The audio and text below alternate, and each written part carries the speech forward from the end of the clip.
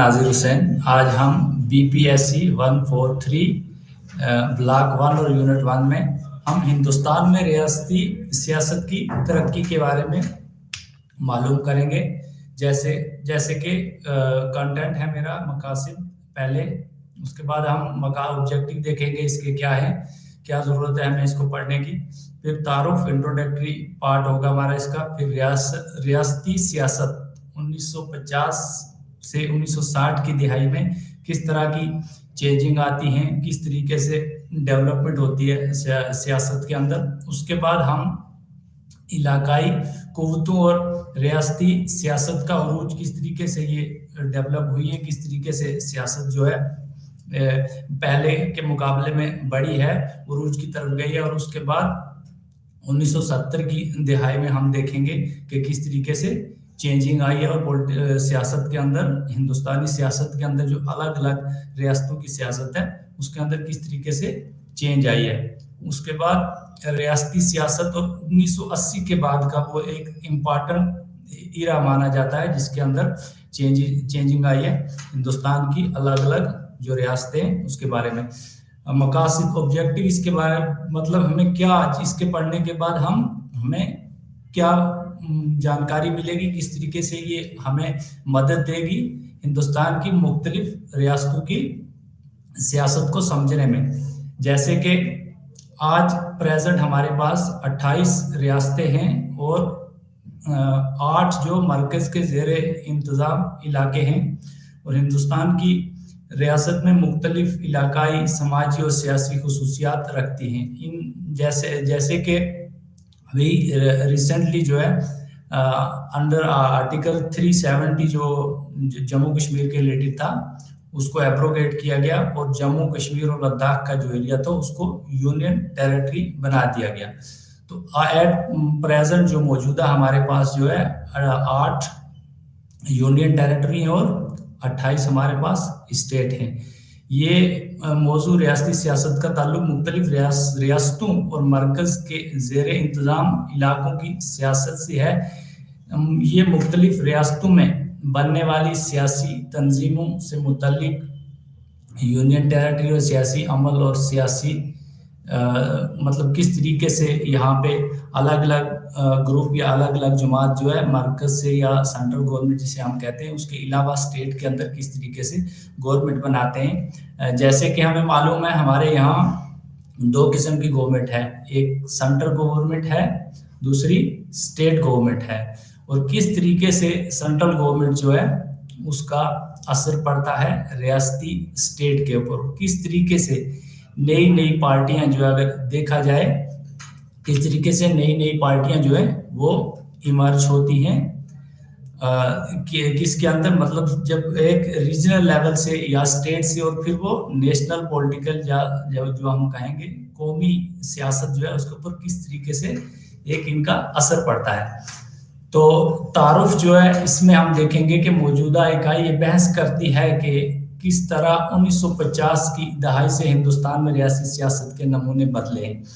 अगर हम थोड़ा सा पीछे जाएंगे 1950 से थोड़ा सा पीछे अगर जाएंगे, जब हम अंग्रेज़ों की गुलामी के अंदर थे, अगर हिंदुस्तान को देखा जाए मुल्क हिंदुस्तान को, तब ये एक ही कंट्री हुआ करती थी जो आज हमें 2 कंट्री देखने को मिल रही है, हिंदुस्तान और पाकिस्तान। तो हम जो है तब ब्रिटिश के अंडर थे, अंग्रेज़ों के गुलाम थे। और उसके बाद जो हमारे लीडर हैं, हमारे फाइटर हैं जिन्होंने स्ट्रगल की, जैसे गांधी जी हो गए, इनका बहुत बड़ा रोल रहा है इसमें हिंदुस्तान की आज़ादी में। तो इन लोगों ने किस तरीके से सोचा कि ये डेवलपमेंट का जो इरा आ रहा है, तरक्की का ज़माना आ रहा है, तो हमें भी इस देश में जो है ये देश हिंदुस्तानियों का है और हमें किस तरीके से इसको आज़ाद करवाना है, किस तरीके से हमें खुद इसका हुक्मरान बनना है और खुद को चलाना है और खुद हमें यहाँ हर तरीके की तरक्की लानी है, उसके लिए स्ट्रगल करनी पड़ेगी।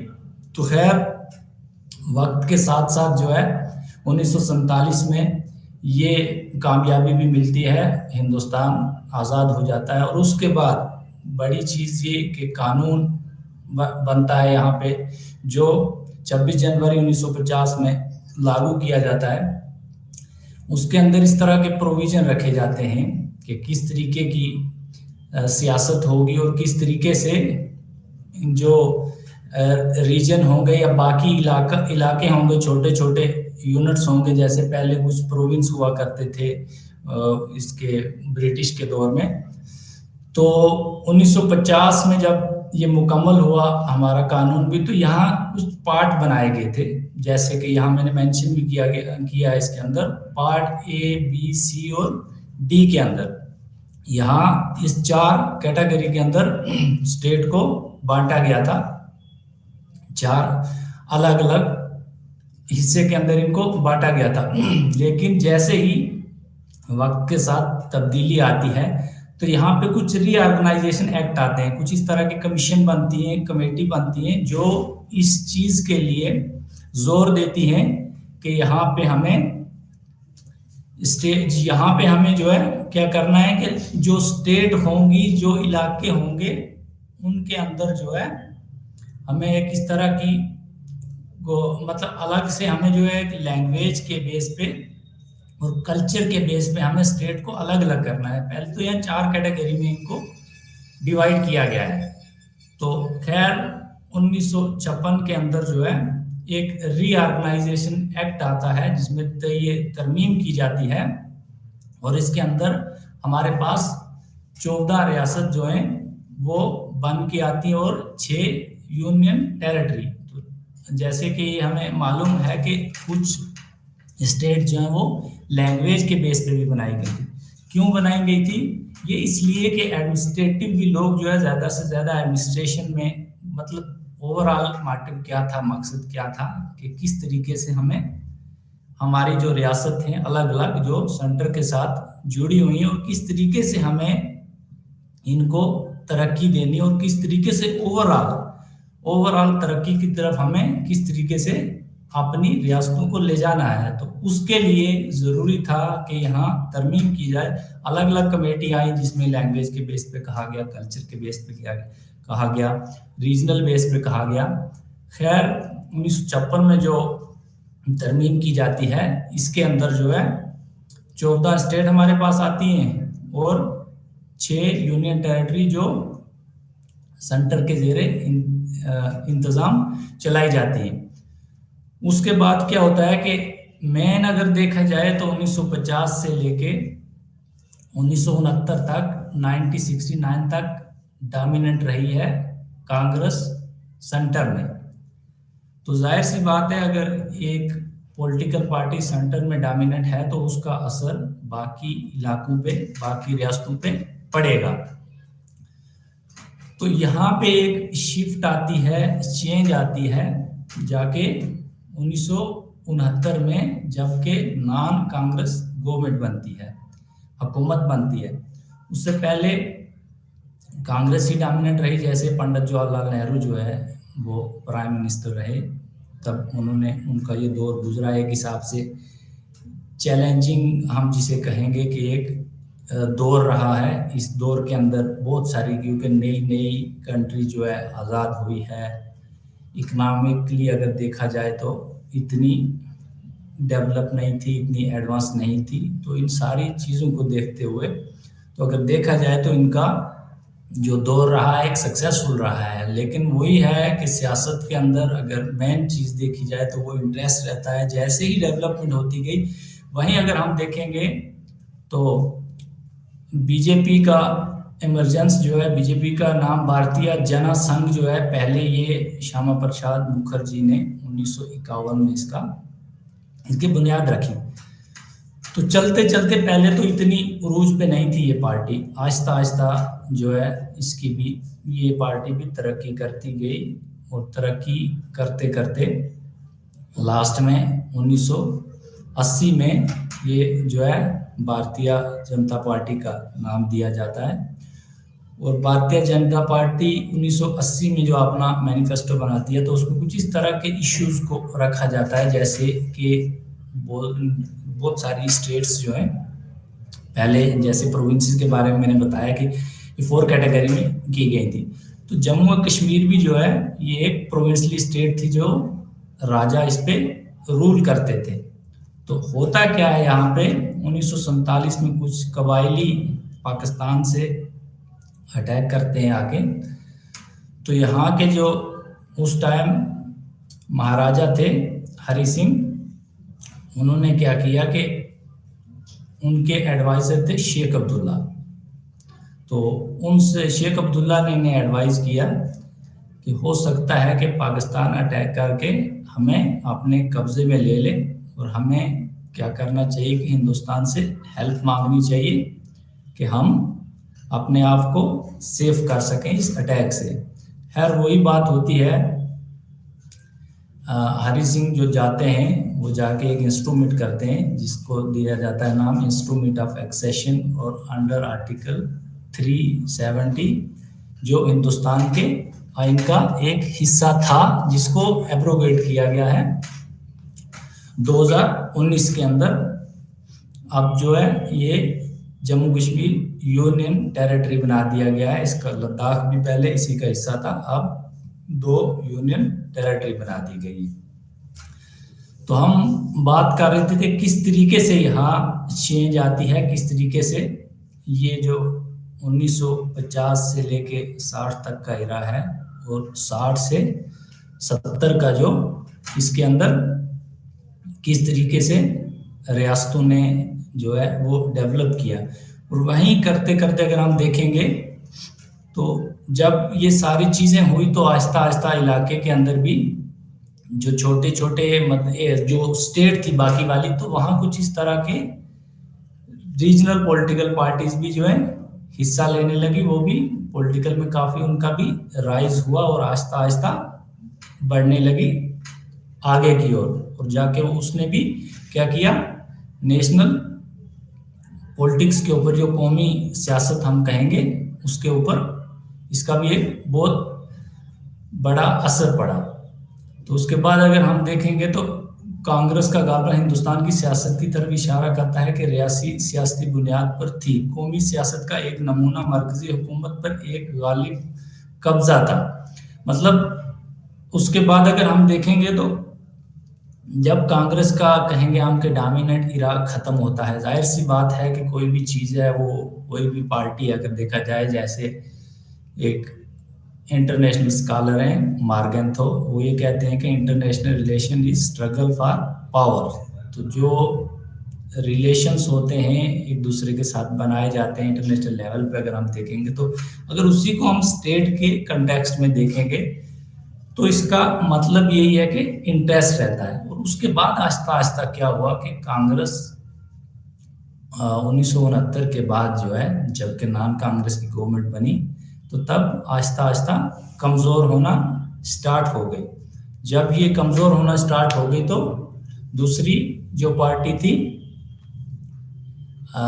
छोटी पार्टी जैसे दूसरी हम कहेंगे रीजनल पार्टीज आ गई, तो वो आहिस्ता आहिस्ता इमर्ज होना शुरू हो गई। और वहीं कास्ट के नाम पे भी पॉलिटिकल पार्टीज का इमरजेंस होना शुरू हो गया। जैसे जनता दल जो है बिहार के अंदर ओबीसी को प्रोटेक्ट करने के लिए जो लोग बिलोंग करते हैं अदर बैकवर्ड क्लासेस से, तो उनकी पॉलिटिक्स शुरू हो गई।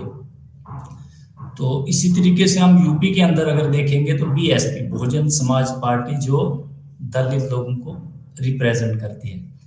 तो जब इस तरह के ग्रुप आ गए तो इन्होंने क्या किया कि एक अलग से ही अपनी पॉलिटिकल पार्टी बना दी। पहले जैसे हमने बात की कि कांग्रेस का जो है दौर एक बहुत बड़ा डोमिनेंट दौर रहा है, जैसे आजकल बीजेपी जो है अच्छा परफॉर्म कर रही है, मतलब अच्छा स्टेट के अंदर भी अगर देखा जाए तो अलग अलग रियासतों के अंदर भी उन्हीं की गवर्नमेंट है और सेंटर के अंदर भी उन्हीं की गवर्नमेंट है।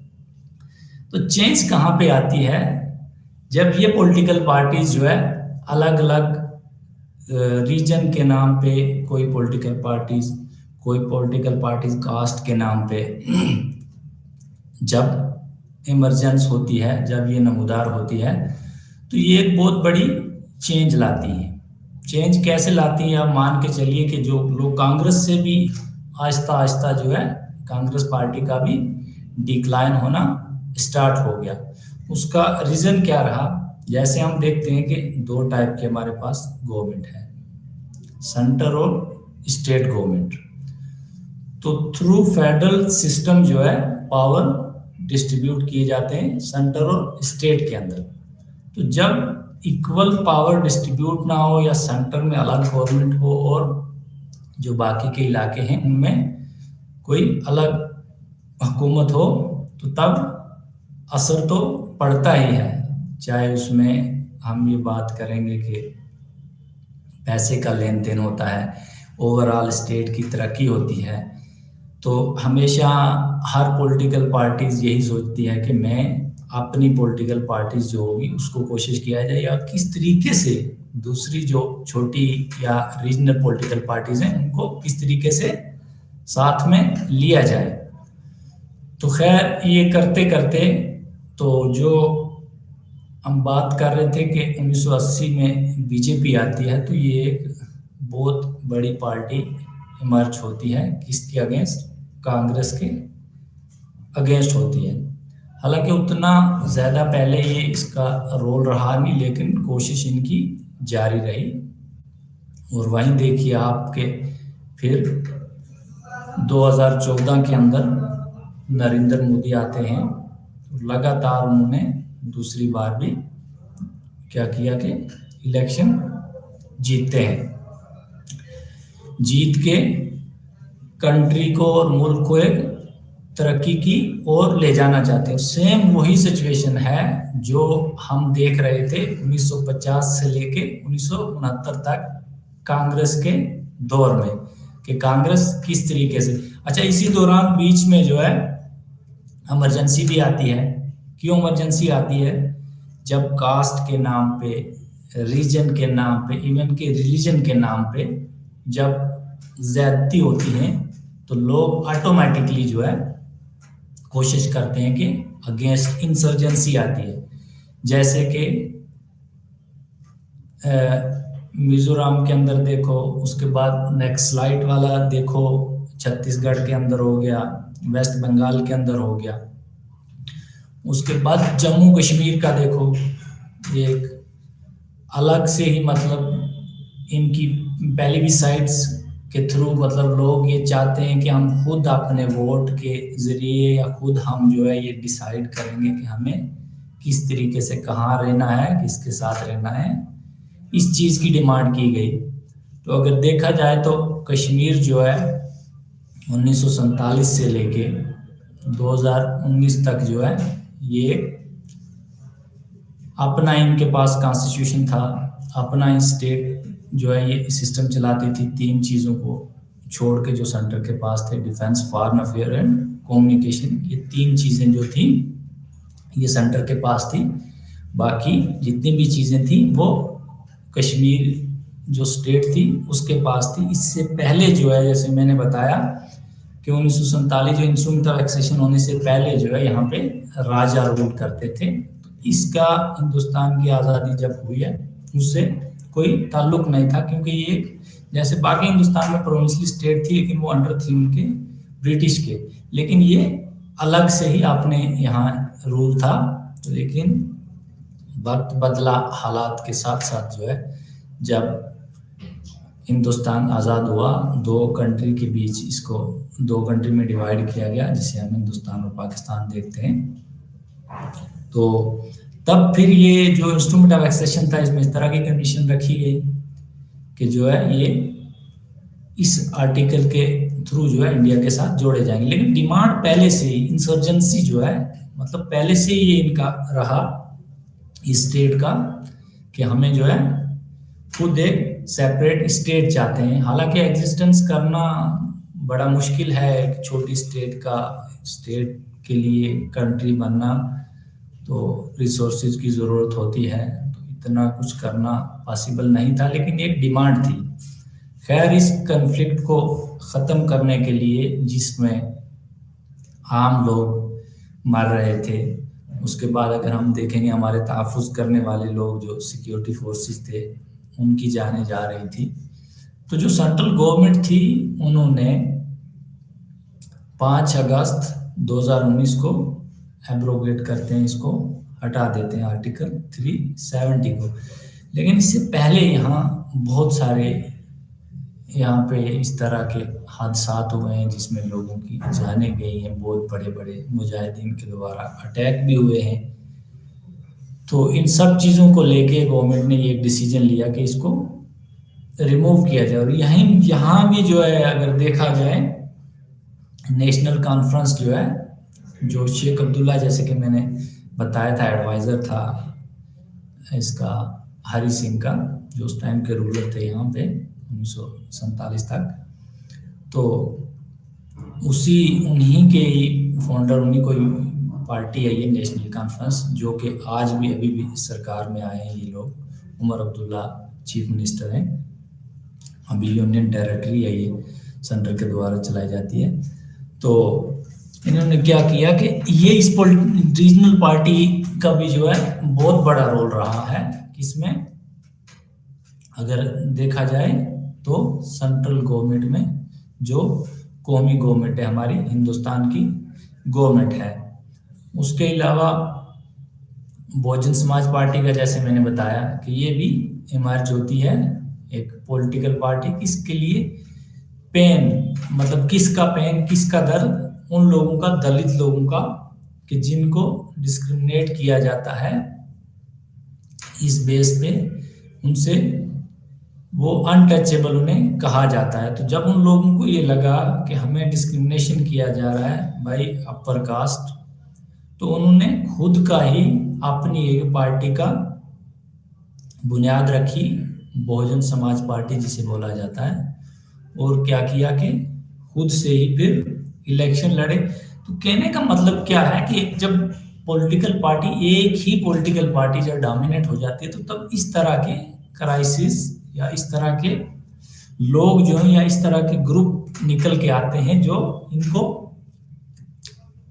कमजोर करते हैं। क्योंकि शिफ्ट तो है ही है ना, अगर डेमोक्रेसी के अंदर देखा जाए तो हम पढ़ते हैं कि government of the people, by the people and for the people, लोगों की गवर्नमेंट लोगों के लिए और लोगों के द्वारा।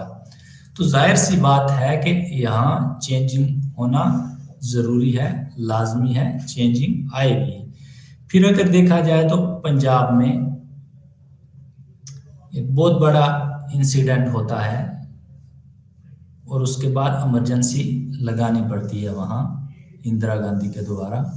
ये बात है 1975 से लेके 1977 तक की, जिसमें इमरजेंसी लगा दी गई कंट्री के अंदर, काफ़ी प्रॉब्लम आई। और ये भी अगर देखा जाए तो कांग्रेस के लिए कमजोरी का बायस था। इस दौरान भी इसे बहुत सारी परेशानियों को देखना पड़ा और जिससे ये पॉलिटिकल पार्टी कमज़ोर हुई। तो दूसरी तरफ अगर हम देखेंगे कि मेन मकसद क्या रहता है कि क्यों अलग अलग इनको बनाया गया, क्यों अलग अलग ये रियासतें बनाई गई, छोटे छोटे यूनिट बनाए गए, मतलब ये है कि किस तरीके से हम अपने समाज को, हम अपनी कंट्री को जो है डेवलप कर सकेंगे, किस तरीके से हम इसको बढ़ावा दे सकेंगे। जैसे कि हम देखते हैं कि हिंदुस्तान में पहले इंडस्ट्रीज वगैरह नहीं थी, फैक्ट्रियां नहीं थी। अंग्रेज़ों के टाइम पे यहाँ से हमारा कच्चा माल जो है दूसरी कंट्री में जाता था, दूसरी कंट्री में वो चीज़ें तैयार करके, प्रोडक्ट तैयार करके वापस हमारे ही मुल्क में हमें उससे ज़्यादा कीमत में देते थे। तो ये सारी चीज़ें देखते हुए क्या किया कि अलग अलग ये रियासतें बनाई गई और अलग अलग रियासतों में जो है वहाँ उन्हें इस चीज़ के लिए इजाज़त दी गई कि वो अपनी हुकूमत बनाएंगे। जैसे कि सेंट्रल गवर्नमेंट का रिप्रेजेंटेटिव रहता है, एक नुमाइंदा रहता है जिसे हम गवर्नर कहते हैं। जब स्टेट की मशीनरी फेल हो जाएगी, जब उस स्टेट की गवर्नमेंट फेल हो जाएगी काम करने से, तो तब ऑटोमेटिकली जो है आर्टिकल 356 के थ्रू वहाँ गवर्नर रूल करेंगे।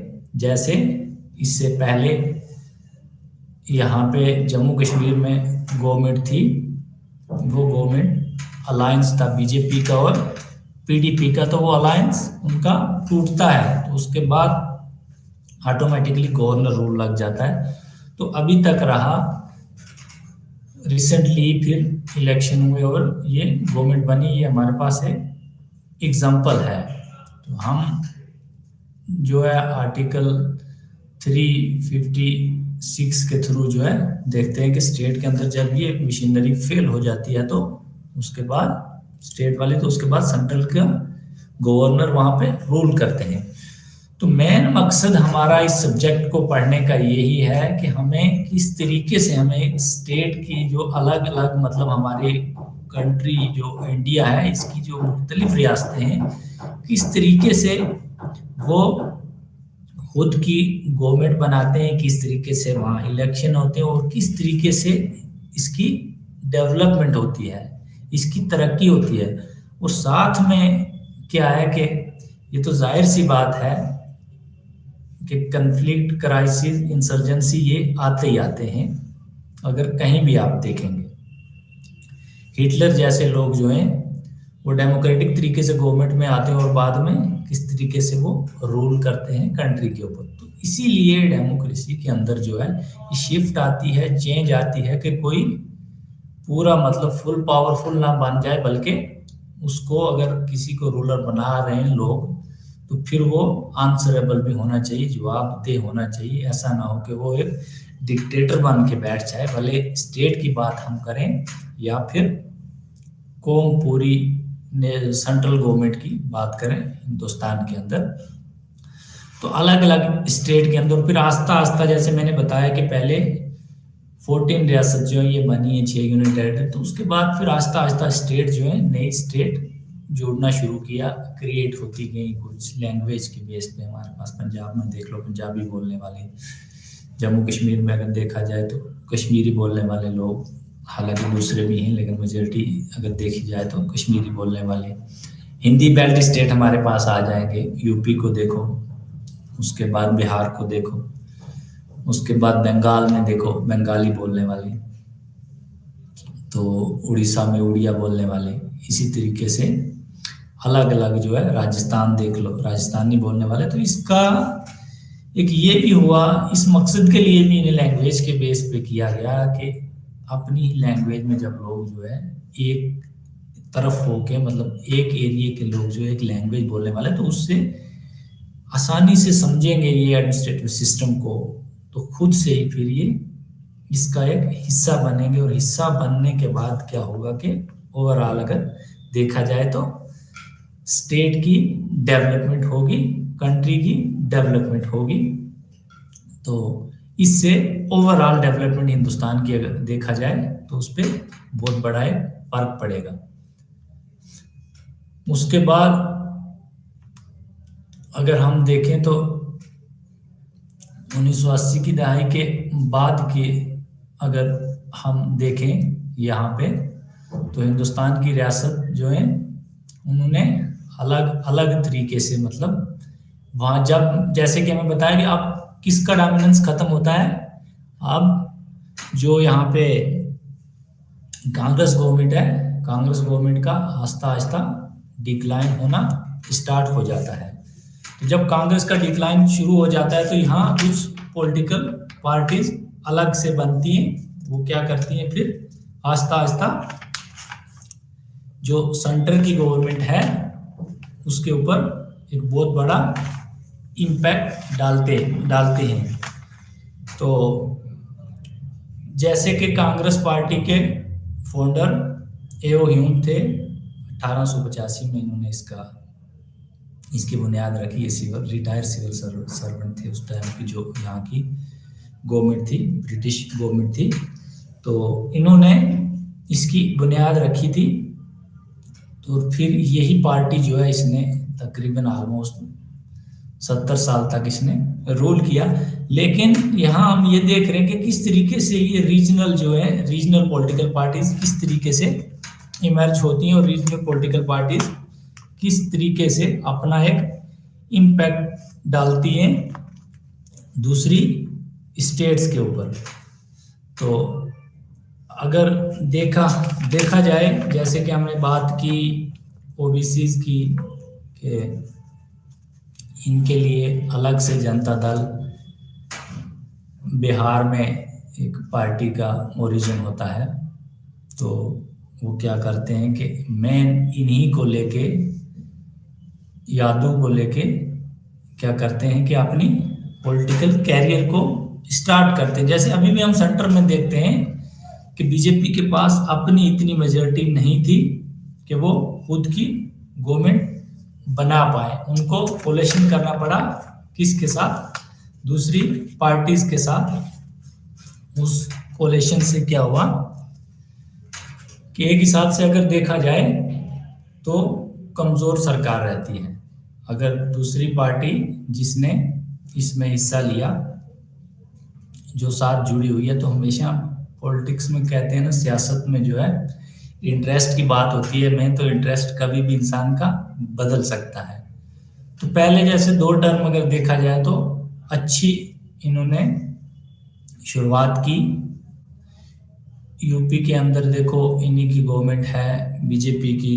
उत्तराखंड के अंदर देखो, उसके बाद यहाँ देख लो अभी इसमें राजस्थान में, और उसके बाद हरियाणा में अच्छा परफॉर्म किया। लेकिन अब अगर देखा जाए ओवरऑल स्टेट का, अलग अलग स्टेट्स जो हैं उनका रोल अगर देखा जाए सेंट्रल गवर्नमेंट में, तो काफ़ी चेंजिंग नज़र आ रही है। अगर हम स्टेट की तरफ देखें तो कोई शक नहीं है कि जो बीजेपी गवर्नमेंट है उसको, उसके पास मेजोरिटी है स्टेट के अंदर। लेकिन पार्लियामेंट में अगर देखा जाए तो उनके पास जो मेजोरिटी होनी चाहिए है वो स्टेट वो कम है।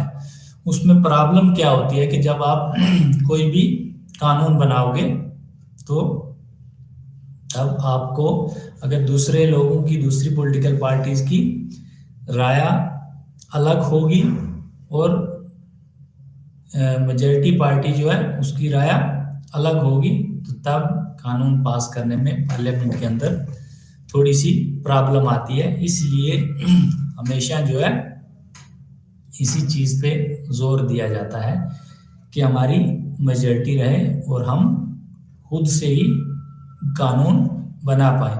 जैसे कि आज अगर देखा जाए अभी प्रेजेंट की जो इंडियन स्टेट की, हिंदुस्तान की रियासतों की अगर हम बात करें तो यहाँ अलग अलग कास्ट को लेके, मज़हब को लेके और रीजन को लेके लोगों की जो है अलग अलग सोच हैं, अलग अलग राय हैं, जिसके बेस पे अभी भी जो है बहुत सारे इस तरह के कन्फ्लिक्ट चल रहे हैं, इस तरह के झगड़े चल रहे हैं। जैसे कि इंडिया जो है एक सेकुलर स्टेट है, यहाँ स्टेट जो है उसका एक अपना रिलीजन है। कंट्री, पूरे मुल्क की अगर हम बात करें, उसका अलग जो है एक एरिया है जिसके अंदर उसको काम करना है। ये सेकुलर प्रिंसिपल के अंदर दिया जाता है। और जो रिलीजन है उसकी एक अपनी जगह है और जो स्टेट है उसकी अपनी जगह है। स्टेट रिलीजन के मामले में इंटरफेयर नहीं करेगी। हमारे बुनियादी हकूक 25 के अंदर जो है हिंदुस्तान का जो है उसमें दिया जाता है right to freedom of religion. इसके अंदर जो है हर एक को ये हक है कि वो अपने मर्जी का, अपने हिसाब का रिलीजन जो है वो चुन सकता है और उसके हिसाब से वो उसकी प्रैक्टिस कर सकता है। जो वो चाहेगा उसमें उस तरीके से कर सकता है। लेकिन अगर देखा जाए तो यही कास्ट को लेके, रीजन को लेके, रिलीजन को लेके ये चीज़ें जब ये इशू आते हैं तो इससे सबसे बड़ी दिक्कत क्या होती है कि जो ओवरऑल कंट्री है उसकी डेवलपमेंट पे, उसकी तरक्की पे बहुत बड़ा फर्क पड़ता है।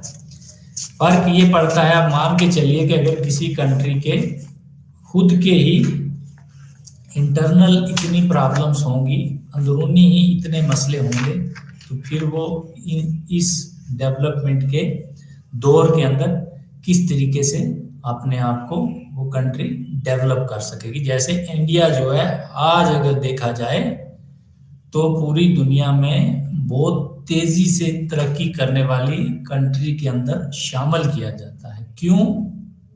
क्योंकि हिंदुस्तान 1947 के बाद इन्होंने जो है बहुत गहराई से अपनी सस्टेनेबल डेवलपमेंट जिसे हम कहते हैं, मतलब बुनियादी जो डेवलपमेंट है उसके ऊपर जोर दिया। चाहे अलग अलग पॉलिटिकल पार्टीज आई, कोलेशन की आई, एक दूसरे के साथ मिलकर सरकार बनाई, या बीजेपी हो गई, कांग्रेस हो गई, लेकिन कोशिश यही रही सबकी कि अपनी कंट्री को जो है हर तरीके से डेवलप किया जाए, और अलग अलग स्टेट में, अलग अलग राज्य में जो है इन्हें डिवाइड करके एक अलग अलग मतलब स्टेट बना के हमें जो है फिर पूरी यूनियन के साथ जोड़ के, जैसे हम पढ़ते हैं ना article first Indian constitution, India that is Bharat shall be union of state. जो इंडिया जो है ये सब स्टेट जो है से मिल के बनी हुई है, एक यूनियन है, तो इससे ये अलग नहीं हो सकती।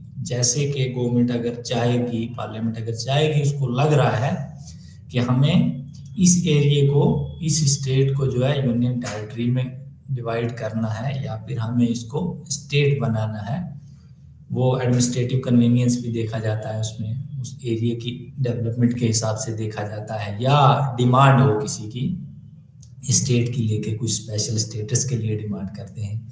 जैसे कि जम्मू कश्मीर में अभी भी डिमांड कर रहे हैं कि जो आर्टिकल 370 के अंदर हमें हक दिए गए थे ज़मीन के, वो वापस मिलने चाहिए। खैर ये गवर्नमेंट तक है, ये पार्लियामेंट के द्वारा होगा, किस तरीके से होगा। उसी तरीके से अलग स्टेट के लिए पंजाब वालों की अलग से डिमांड थी, तो इसी तरीके से अगर अलग अलग देखा जाए तो अलग अलग स्टेट से, लेकिन गवर्नमेंट को जब लगा, जो लेजिस्लेचर है हमारे पार्लियामेंट के अंदर चुन के जाते हैं, उन्हें जब ये लगता है, अलग अलग स्टेट को वो रिप्रेजेंट करते हैं, तो उन्हें जब ये लगता है कि हमें इस चीज़ की ज़रूरत है, तो वो वहाँ लेके जाते हैं एक बिल की सूरत में कि हमारा ये एरिया जो है इसको अगर स्टेट बना दिया जाएगा, या इस एरिया को इसके साथ जोड़ दिया जाएगा, तो इससे हमारी तरक्की ज़्यादा होगी। जाहिर सी बात है कि अगर कोई स्टेट तरक्की करेगी तो उस तरक्की का जो असर पड़ेगा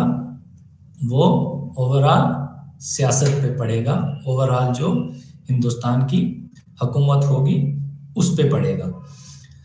तो उसके बाद अगर हम देखते हैं तो जो 1980 का एक इरा है, जैसे हम देखते हैं कि अगर थोड़ा पीछे जाएंगे हम, अगर वर्ल्ड लेवल पे व्यू देखेंगे तो 1945 के बाद एक ज़माना आता है, एक इरा स्टार्ट होता है, उसे बोला जाता है कोल्ड वार। वो तकरीबन 1990-91 तक चलता है, 91 तक। तो इसके अंदर जो है पहले 2 जंगें हुई हैं, उसके अंदर किस तरीके से लॉस हुआ, इकोनॉमिकली भी उतनी डेवलपमेंट नहीं हो पाई, तो क्योंकि जंगें ही जंगें चल रही थी। फर्स्ट वर्ल्ड वार हुआ, पहली आलमगीर जंग हुई, फिर सेकंड आलमगीर जंग हुई। उसके बाद ये आता है कि जब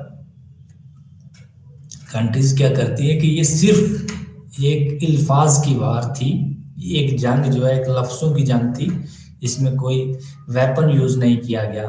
जैसे उससे पहले जो है अगर देखा जाए तो किस तरीके से मिसाइल्स का यूज़ किया गया था, जैसे जापान के 2 शहरों पे, हिरोशिमा और नागासाकी पे मिसाइल डाले गए थे अमेरिका के द्वारा, तो वहाँ कितना लॉस हुआ।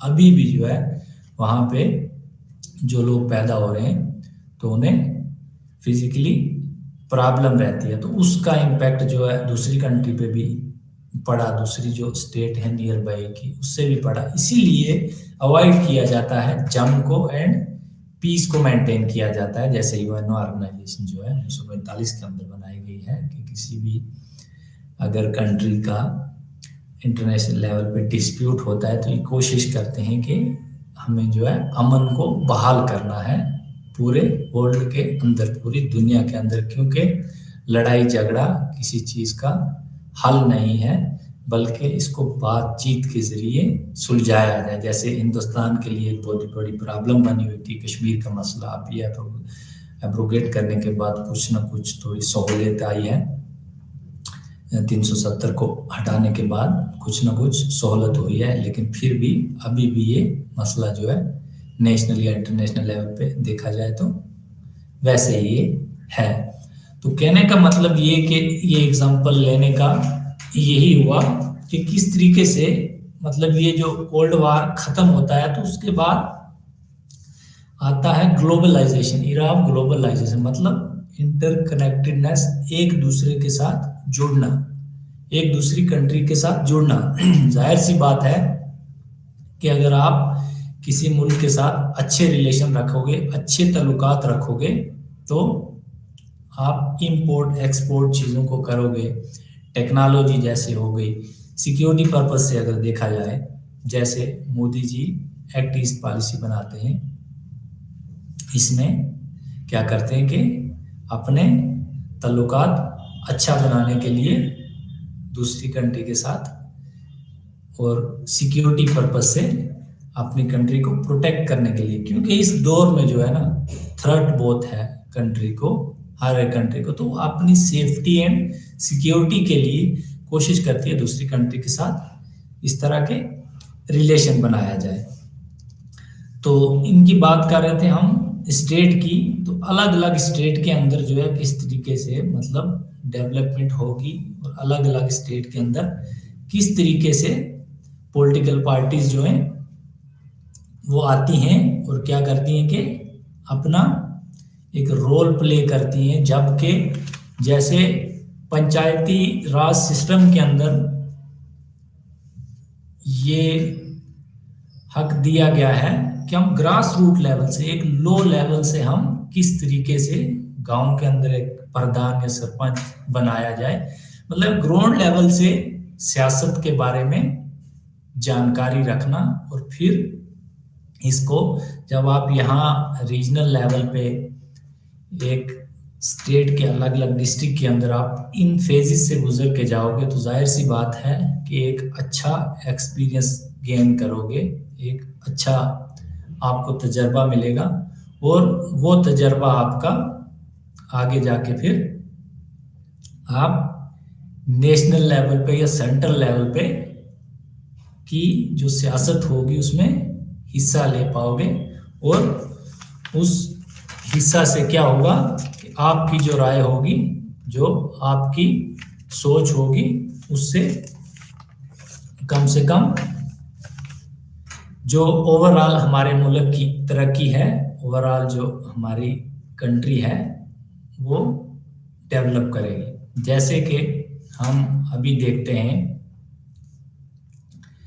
अखिलेश यादव जो है ये समाजवादी पार्टी से हैं, तो किस तरीके से यूपी के अंदर ये अच्छी सीट लेके अपना अपने लिए एक जगह बनाते हैं सेंटर के अंदर, और दूसरी तरफ कांग्रेस और छोटी छोटी पार्टी, और वहीं जबकि एक टाइम में यही पार्टी डोमिनेंट होती थी कांग्रेस, अगर देखा जाए Rahul Gandhi leader of opposition है अभी, तो यही पार्टी जो एक टाइम पे अपने आप में मतलब अच्छी खासी एक पोजीशन रखते थे, अच्छी खासी हैसियत रखते थे, लेकिन वक्त के साथ साथ जो है अब क्या असर पड़ा, यही स्टेट, अलग अलग स्टेट अगर देखा जाए तो अलग अलग स्टेटों ने जो है वो डेवलप करना शुरू किया। अलग अलग स्टेट की जो राजनीति है, जो पॉलिटिक्स है, सियासत जिसे हम कहेंगे, तो वो किस तरीके से मतलब चेंज होती है। जैसे पंजाब के अंदर अगर देखा जाए तो किस तरीके से यहाँ की Akali Dal regional political parties हुआ करती थी, तो उसके बाद अभी वहीं पे आप देख लो कि आम आदमी जो है वहाँ पे उनकी गवर्नमेंट बनी है, जो दिल्ली से केजरीवाल के जरिए पॉलिटिकल पार्टी बनती है। बहुत छोटी पॉलिटिकल पार्टी थी और अभी वही पार्टी जो है नेशनल पॉलिटिकल पार्टी बन जाती है। वहीं अगर देखा जाए तो रीजन के हिसाब से जम्मू कश्मीर के अंदर एनसी जो है, हालांकि पहले सेंट्रल गवर्नमेंट का बड़ा इस पे रहा, बड़ा असर पड़ा पहले सेंट्रल गवर्नमेंट जो बीजेपी की गवर्नमेंट है उसका और इनका कोलेशन रहा, पीडीपी की गवर्नमेंट जो रीजनल पॉलिटिकल पार्टी है यहाँ की। तो बाद में क्या हुआ कि अब जब ये इलेक्शन होते हैं तो ये आर्टिकल 370 को एप्लीकेशन करने के बाद तो अलग ही यहाँ के निकले रिजल्ट्स, जो है अलग ही निकले, और यहाँ की जो रीजनल पार्टी है उसने गवर्नमेंट बनाई।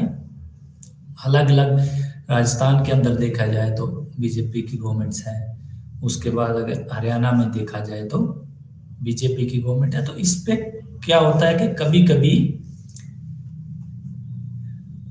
कास्ट रिलीजन भी जो है एक बहुत बड़ा रोल प्ले करते हैं ओवरऑल अगर स्टेट की पॉलिटिक्स देखी जाए। डिफरेंट डिफरेंट जो स्टेट है हमारे पास, देखा होगा कि वहाँ अगर एक टाइम में पहले तो रीजनल पॉलिटिकल पार्टीज क्या करती हैं कि रूल करती हैं। तो अगर रीजनल पॉलिटिकल पार्टीज नहीं बन पाती है तो फिर जो सेंट्रल की डोमिनेंट पॉलिटिकल पार्टी रही हैं या जो इस टाइम में होगी, तो ज़्यादातर चांस जो है उन्हीं के ही रहते हैं कि वो किस तरीके से, मतलब आजकल का दौर जो है, जैसे कि हंटिंगटन जो है थिंकर हैं, वो लिखते हैं एक बुक क्लैश ऑफ सिविलाइजेशंस। वो कहते हैं कि अब की जो जंगें होंगी, अब की जो वार होगी, वो एक सिविलाइजेशन के बीच में होगी। तो वो सारी चीज़ें हम देख रहे हैं। कभी कभी लोग जो है, जो पॉलिटिकल पार्टीज बनाई जाती हैं, जैसे कि मैंने बताया, कुछ कास्ट के नाम पे बनाई जाती हैं, कुछ रीजन के नाम पे बनाई जाती हैं, कुछ रिलीजन के नाम पे बनाई जाती हैं। तो इन पॉलिटिकल पार्टीज का बहुत बड़ा इम्पैक्ट पड़ता है इनकी, इन जो अलग अलग स्टेट्स हैं इनके ऊपर इनका बहुत बड़ा इम्पैक्ट पड़ता है। जैसे देखा जाए यूपी के अंदर देखो, बीजेपी का मतलब एक अच्छी, जिसे बोलेंगे हम, फील्ड जो है वो वहाँ पे बनी हुई है। तो वहाँ पार्लियामेंट में भले थोड़ा लॉस हुआ है, लेकिन जो सेंट्रल गवर्नमेंट है उसको, लेकिन स्टेट के अंदर भरपूर अभी भी वही गवर्नमेंट है। कहने का मतलब क्या, हमें यहाँ समझना क्या है, किसी पॉलिटिकल पार्टीज का हम ओवरऑल स्टडी कर रहे हैं, किसी पॉलिटिकल पार्टीज का से एफिलिएशन या वो नहीं है। ओवरऑल बात करने का, इनके एग्जांपल देने का मतलब क्या है कि किस तरीके से सेंट्रल गवर्नमेंट जो है उसका किस तरीके से क्या रोल रहता है, किस तरीके से वो स्टेट जो होती हैं उनकी तरक्की के लिए काम करती है, या किस तरीके से स्टेट को अलो करती है कि वो खुद की गवर्नमेंट बनाए और फिर वहाँ का सिस्टम चला पाए। जैसे कि ओवरऑल अगर देखा जाए तो एक आदमी के बस की बात नहीं होती है कि पूरे ओवरऑल सिस्टम को, स्ट्रक्चर को चलाना। तो यूनियन के साथ जब ये स्टेट जुड़ी हुई है, मेन स्ट्रक्चर जो है, तो यहाँ फेडरल सिस्टम है। फेडरल सिस्टम के थ्रू जो है यहाँ डिस्ट्रीब्यूशन होता है। 3 लिस्ट है, यूनियन लिस्ट, स्टेट लिस्ट है, कंकरेंट लिस्ट। इन के द्वारा क्या किया जाता है, पावर को डिवाइड किया जाता है। पावर को डिवाइड करके कुछ इस तरह के आइटम्स हैं जिसके ऊपर हक है, राइट है सेंट्रल गवर्नमेंट को ही कानून बनाने का, सिर्फ सेंट्रल गवर्नमेंट ही बनाएगी। उसे बोलते हैं यूनियन लिस्ट। जो उसके बाद आती है स्टेट लिस्ट। स्टेट लिस्ट के अंदर जो है, जो स्टेट होगी उसके को जो है ये पावर दिए जाते हैं कि आप अपने हिसाब से इस पे कानून बनाइए और स्टेट की तरक्की के लिए काम करिए। तरक्की तभी होगी, कंट्री की तरक्की तभी होगी जब ये छोटे यूनिट्स, ये छोटी रियासतें जो हैं ये तरक्की करेंगी। जब इनकी तरक्की होगी, सस्टेनेबल डेवलपमेंट होगी, तो तब ओवरऑल अगर देखा जाए तो कंट्री की डेवलपमेंट होगी। तो अब ये चीज़ को हमें समझना है कि प्रॉब्लम क्या आती है, किस तरीके से मतलब डेवलपमेंट के ऊपर स्टेट की, अलग अलग स्टेट की जो हुकूमतें हैं उनके ऊपर किस तरीके से असर पड़ता है, और किस तरीके से मतलब गवर्नमेंट जो है वो एक उलझन में पड़ती है और वो तरक्की की ओर से थोड़ा भटक जाती है। तो अगर देखा जाए तो वो सबसे बड़ी प्रॉब्लम यही आती है, जो इश्यूज एंड चैलेंजेस हमें आते हैं वो यही कास्ट को लेके, रिलीजन को लेके, रीजन को लेके। जैसे वाटर डिस्प्यूट का आ जाता है, उसके बाद और बहुत सारे इस तरह के इश्यू हैं, जैसे कास्ट को लेके आ गया। इकोनॉमिक कुछ इस तरह के इश्यूज हैं, जैसे कि हमें पंजाब में देखने को मिला कि किसान जो थे वो किस तरीके से प्रोटेस्ट किया, उन पे जो एक कानून बनाया गया था, तो उस कानून में उन्हें लगा कि इसमें हमारे साथ जो है नाइंसाफ़ी हो रही है, इसलिए ये हटाया जाना चाहिए, इसको पास नहीं किया जाना चाहिए, जिससे हमें प्रॉब्लम होगी। तो क्योंकि अगर देखा जाए, अगर वहाँ प्रॉब्लम होगी, वही किसान जो है वो ओवरऑल अगर देखा जाए तो इंडिया की इकनॉमी के अंदर पंजाब एक बहुत बड़ा रोल प्ले करता है। तो इश्यूज एंड क्राइसिस जो हैं, ये चैलेंजेस आते हैं वहाँ पे, पंजाब के अंदर भी अगर देखा जाए तो वहाँ पे भी है, कश्मीर के अंदर देखा जाए तो वहाँ पे भी है, यूपी के अंदर अगर देखा जाए तो वहाँ पे भी अलग अलग कास्ट को लेके, रिलीजन को लेके, रीजन को लेके वहाँ पे भी क्राइसिस हैं। लेकिन मेन जो अभी तक हम ये डिस्कस कर रहे थे सारी चीज़ें, इसके अंदर मेन मकसद क्या है, मेन हम क्या समझना चाहते हैं, यही हमने इसके अंदर मेन डिस्कशन यही की कि किस तरीके से 1947 के बाद जो है इंडिया जब आज़ाद हुआ और उसके बाद किस तरीके से यहाँ की सियासत जो थी उसने किस तरीके से तरक्की की। अलग अलग फेज हमने देखे, 1950 से लेके 1960 का जो फेज आता है, इसके अंदर जैसे हमने देखा पहले पार्ट के अंदर डिवाइड किया गया था रियासतों को, तो क्योंकि जाहिर सी बात है नई नई आज़ादी मिली थी तो इतना मतलब जल्दी से चीज़ें नहीं होती हैं, तो आहिस्ता आहिस्ता क्या किया इन्होंने, एक स्ट्रक्चर, एक फ्रेम बनाना शुरू किया, तो 4 पार्ट के अंदर डिवाइड किया गया और उसके बाद अलग अलग कमेटी आती हैं जो ये कहती हैं कि यहाँ अलग अलग रियासतें बनाई जानी चाहिए और वो रियासत बेस किस पे होनी चाहिए, लैंग्वेज के बेस पे अलग करो, कल्चर के बेस पे अलग करो। तो अलग अलग कमेटी आई, उन्होंने अलग अलग रिकमेंडेशन दी। तो आगे चल के अगर हम देखते हैं तो 1956 के अंदर क्या होता है, रीऑर्गेनाइजेशन एक्ट आता है जिसमें तरमीम की जाती है, स्टेट को जो है रीऑर्गेनाइज किया जाता है, दोबारा से स्टेटों को बनाया जाता है लैंग्वेज के बेस पे।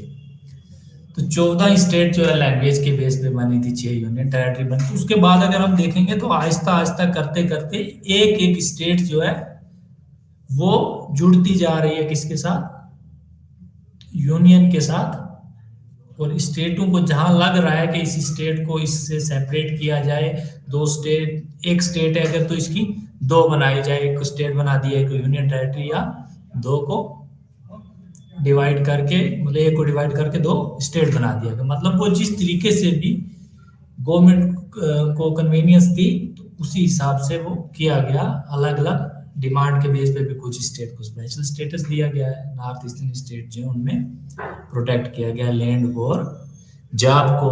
इसी तरीके से कश्मीर का एक सेपरेट मामला था जिसमें आर्टिकल 370 के थ्रू इन्हें कुछ राइट दिए गए थे, फाइनली जो है एब्रोगेट किया गया। इसके पीछे कारण बहुत सारे थे, इश्यूज एंड क्राइसिस भी थे और डेवलपमेंट पे भी ओवरऑल फर्क पड़ रहा था।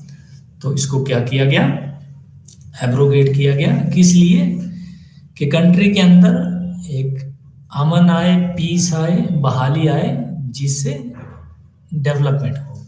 तो उसके बाद हम देखते हैं कि जो दूसरा दौर आता है 50 से 60 और 60 से 70 का, जिसमें मैंने बताया कि फर्स्ट नॉन कांग्रेस गवर्नमेंट बनती है 1969 में। एक हिसाब से कांग्रेस को ये झटका लगता है क्योंकि उससे पहले इन्होंने बहुत सारी डेवलपमेंट भी की और फर्स्ट टाइम यही पॉलिटिकल पार्टी थी कि जो कंट्री को तरक्की की ओर ले जा रही थी, लीड कर रही थी। लेकिन फिर जब दूसरी पॉलिटिकल पार्टीज यहाँ बनने लगी, भारतीय जनसंघ करके 1951 में जो पार्टी बनी, इनकी आइडियोलॉजी अलग थी, उनकी आइडियोलॉजी अलग थी। तो फिर साथ में क्या हुआ कि जब ये छोटी छोटी अलग अलग रियासतें बनी तो इनकी रीजनल जो पार्टीज थी उनका असर पड़ने लगा।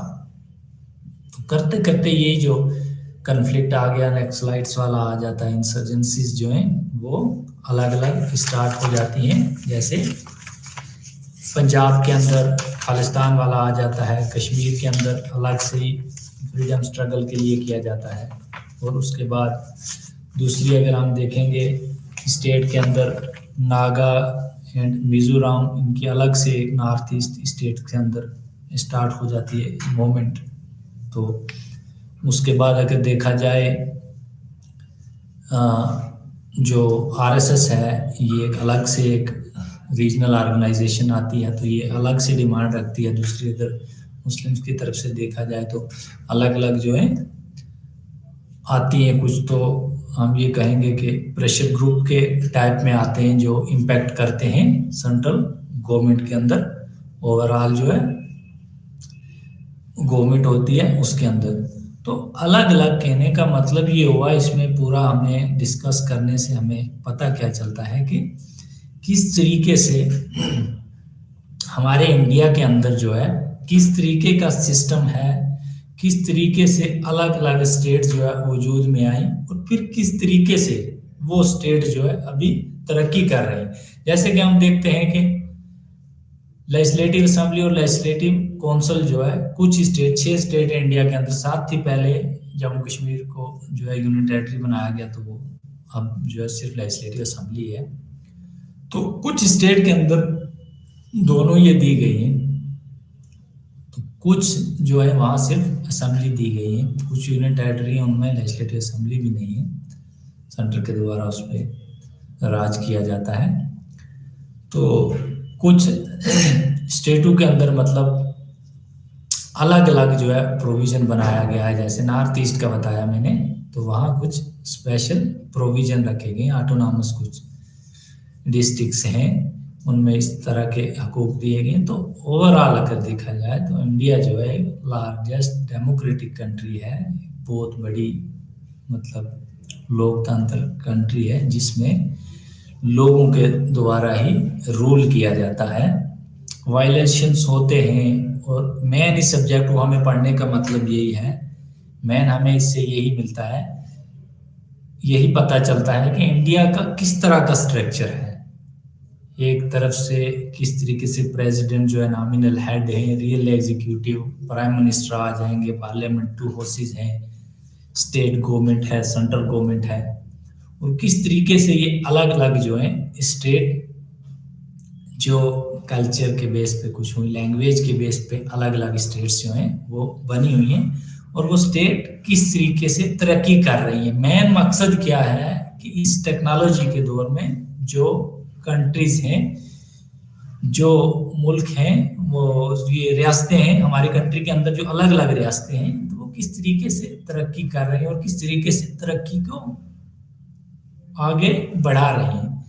इशू, चैलेंजेस, क्राइसिस, ये एक यूं कहेंगे हम कि नेचुरल सी बात है, ये तो आते हैं, लेकिन किस तरीके से हमें इनको रिमूव करना है और किस तरीके से हमें तरक्की की ओर बढ़ना है और अपने स्टेट्स को, और एक अच्छा लीडर जो होगा वो अच्छे तरीके से इसको रिप्रेजेंट करेगा। जैसे कि मैंने बताया सेकुलर कंट्री है और अलग अलग कल्चर है, यहाँ पे अलग लैंग्वेज है, इतनी दुनिया में कहीं नहीं है जितनी हिंदुस्तान के अंदर मिलेगी। उसके बावजूद भी इशू, क्राइसिस होते हुए भी बहुत अच्छे से ये कंट्री तरक्की कर रही है। ग्लोबलाइजेशन का एरा आता है, उसमें इंटरकनेक्टेडनेस दुनिया के साथ जुड़ती है कंट्री। तो उसी तरीके से अगर स्टेट हमारी को देखा जाए तो एक स्टेट किसी में इकोनॉमिकली देखा जाए, किसी में अलग टाइप का फसल होता है। पंजाब में जैसे अगर देखा जाए तो बहुत बड़ा रोल प्ले करता है इसकी इकोनॉमिक में। टूरिज्म के हिसाब से देखा जाए तो कश्मीर आ जाएगा, और बाकी अगर देखा जाए फल, फ्रूट, सब्जियां वगैरह, तो अलग अलग स्टेट जो हैं वो अपना एक भरपूर रोल अदा कर रही हैं। तो मेन हमें जो है इस सब्जेक्ट में जो है जो हमने पढ़ा, डेवलपमेंट ऑफ स्टेट पॉलिटिक्स, जो है हिंदुस्तान की जो रियासतें हैं उन्होंने वो किस तरीके से डेवलप हुई और किस तरीके से वो तरक्की की ओर जा रही है, और किस तरीके का सिस्टम और किस तरीके से ये जो पॉलिटिकल पार्टीज हैं, रीजनल पार्टीज हैं, ये किस तरीके से अपना एक रोल प्ले करती है किसमें, नेशनल लेवल की, कौमी सतह की गवर्नमेंट के अंदर, और किस तरीके से वहाँ गवर्नमेंट बनती है और उसका किस तरीके से असर पड़ता है स्टेट के ऊपर और फिर ये सिस्टम चलता है। पहले टाइम में ये नहीं हुआ करता था, तो उसके बाद क्या हुआ कि जब वक्त के ज़रूरत के साथ साथ जो ये सिस्टम बनाया गया। तो शुक्रिया, यही आज हमने इसमें पढ़ा। उम्मीद है कि आपको समझ आई होगी। शुक्रिया।